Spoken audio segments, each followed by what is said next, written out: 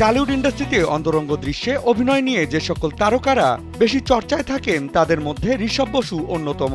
সম্প্রতি the academy of fine arts ছবিতে পায়েল সরকারের সঙ্গে একাধিক অন্তরঙ্গ মুহূর্তের পাশাপাশি নগ্ন দৃশ্যে নজরে আসা নিয়ে তীব্র সমালোচনার মুখে পড়েন তিনি।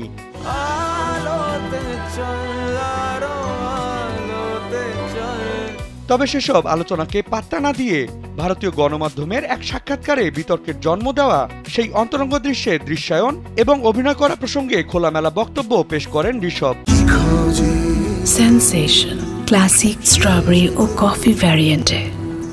এ সময় তিনি বলেন, হলিউডে তো এই ধরনের কাজ প্রতিনিয়তই হচ্ছে। বলিউডের কথা বলতে গেলে তো বলতেই হয়, শাহরুখ খানও ক্যারিয়ারের শুরুতে এরকম দৃশ্যে কাজ করেছেন। এগুলো মূলত শিল্পের জন্যই করা। আমি একজন ফাইন আর্টিস্ট, আর ফাইন আর্টিস্টদের জন্য এ ধরনের কাজ করতে পারাটা আনন্দের।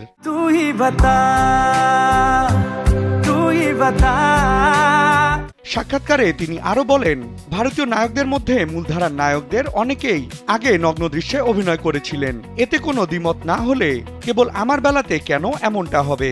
এ সময় তিনি রণবীর কাপুরের অ্যানিমেল সিনেমার নগ্ন দৃশ্যের কথা উল্লেখ করে দাবি করেন যে 4 বছর আগে রণবীর কাপুরের বড় পর্দায় নগ্ন দৃশ্যে দেখার আগেই তিনি সাহসী সিদ্ধান্ত নিয়েছিলেন। তবে তার অভিনীত সিনেমাটি মুক্তি নিয়ে টানাপোড়েন থাকায় এতদিন এ বিষয়ে তিনি নিজের মত প্রকাশ করতে পারেননি।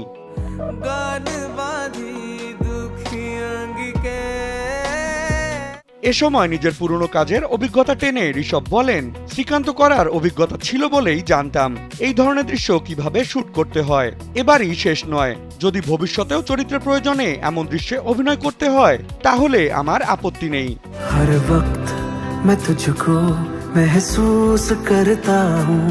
বিনোদন ডেস্ক, কালবেলা।